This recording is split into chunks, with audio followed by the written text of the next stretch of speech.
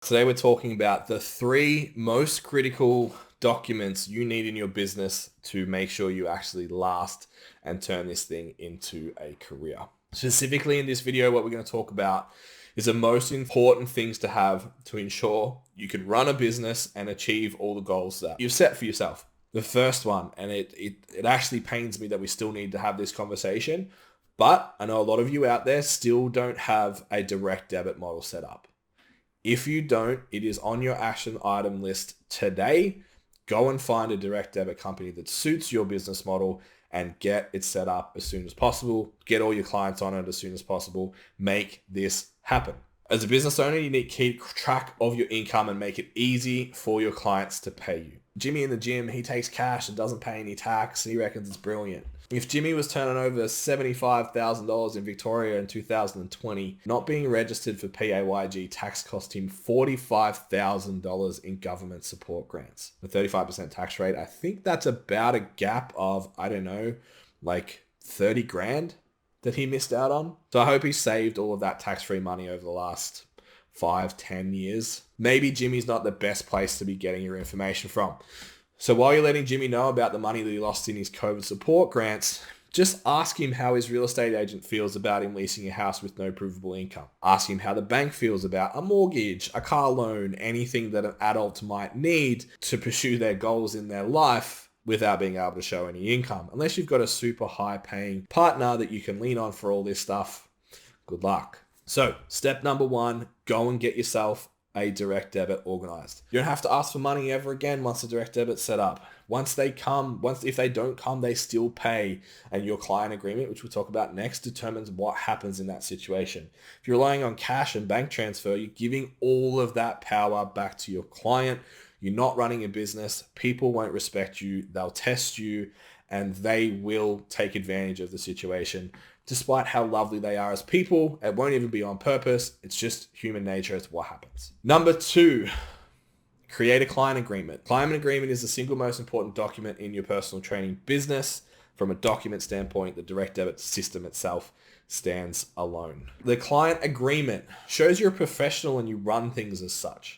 Clears up 99% of your pay disputes in an instant. You and the client have signed it. Everybody knows what's going on. Imagine how many conversations you have per week about suspensions, payment disputes, all of that stuff gone from your business, disappeared, never have to think about it again. Provides clarity to the client and the trainer of exactly how things work. You don't go somewhere and then you tell them how you're going to pay for something, right? You walk in, you ask for the service or the product, they tell you how it's paid for and you pay for it that way. It allows you to take days off and travel and still get paid. Without this agreement, that's going to be very, very challenging. You're basically working as a casual employee, and that's a real problem. This is really the key to a sustainable career in the fitness industry. Now, right now, depending on when you're watching this video, half of Australia is currently in lockdown, and a lot of personal trainers aren't being paid because they don't have one of these in place. Our team during 2020, we had 4 personal trainers all maintain, if not improve their incomes during a total of 5 months in lockdown. Actually, I think it was more than that.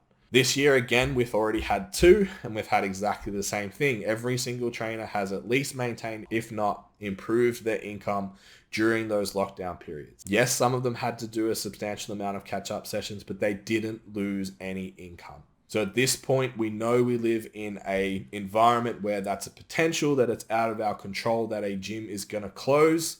It's not out of your control to still have a business model that provides you an income during that time.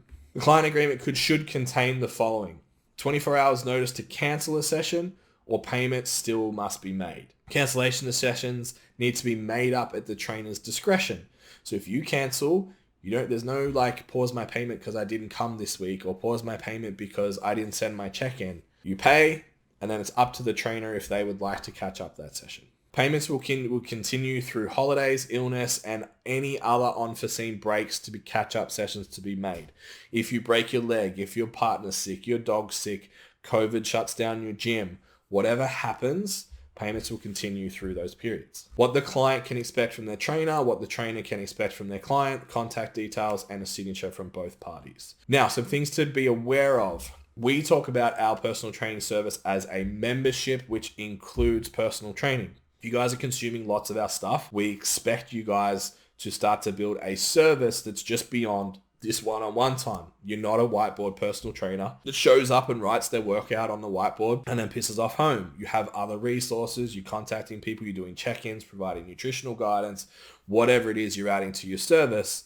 This is part of a membership and that time is part of it. So when the client isn't able to make a session or you're on holidays or whatever, the membership still goes on. We just credit those sessions for another time. Unless it's inside 24 hours, in which case you're probably not getting that session back. Most, if not all, common payment issues are resolved simply by referring to the agreement. Membership is the first thing we talk about. What's in it? What are the fees? What does it refer to? How are payments made? By when? All of that is covered in this. Payments themselves. When are they due? Is it before or after the session? How do I change it? How do I make adjustments? How do all of these things in place? What about cancellation? Suspensions, how do I go about those? You can only suspend for 4 weeks and you'll still pay, but we'll make up that time. If it insinuating circumstances, we'll review it on a case-to-case basis, for example. Cancellations, 2 weeks notice. Missed sessions and absenteeism. What do we do in that scenario? It's all laid out. And then obviously liability, making sure you're covering yourself from a legal standpoint as well. So we've got those two in place. We've set the standard from a professional level. This is the legalities of how things work with me. We've got a direct debit company who's going to take care of the payments, and we've got a client agreement that is going to take care of any questions that might come up around anything to do with sessions, money, all of that done. We never actually have to think about it and have a discussion again. We just refer back to what the agreement says. Now we want to set up an environment with a client that everybody knows what's going on. Everybody understands what's expected from each other. Because if we don't have that, we start to get this weird, well, I thought you were gonna, and you thought I was gonna, and we get this tension. And so if your client agreement is the legal framework, the code of conduct is an agreed upon expectations from both the client and the trainer. So the goal is twofold. You're establishing that you run the business and you lead the relationship, and the client does not dictate how things work, okay? Because you don't want 30, 40 clients telling you how your business is going to work for them. It's not sustainable. It won't work for you. Both parties are aware of what's expected in the arrangement.